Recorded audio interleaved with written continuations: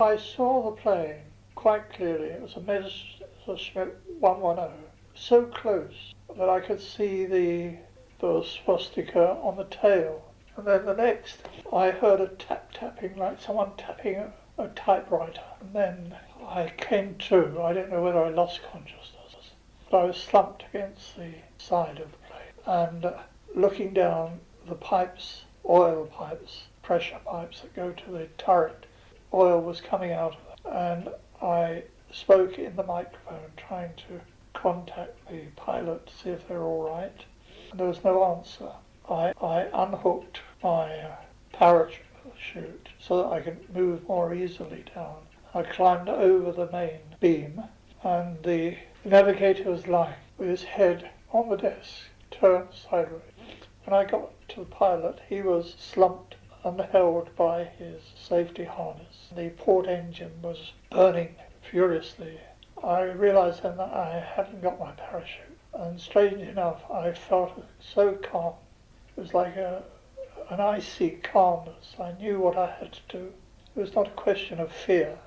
I went back to my position under the dome, put on my parachute, crawled to the back along the wooden galley, and at one moment I couldn't move because my helmet, the lead from it, had been caught. At that moment I did no fear because I was waiting for the plane to blow up, but I'd got off my helmet and crawled down to near the rear gunner. There was a diamond which you could kick out, which I did. I sat on the edge of the square and I looked down the plane, and I could see the red from the burning engine, and I put my hand on my handle of my parachute, holding the handle, which was kind of a U-shaped, and slipped off the edge, and for one moment I was travelling backwards as if I was in an armchair. I think I saw the blackness of the tail go past. I counted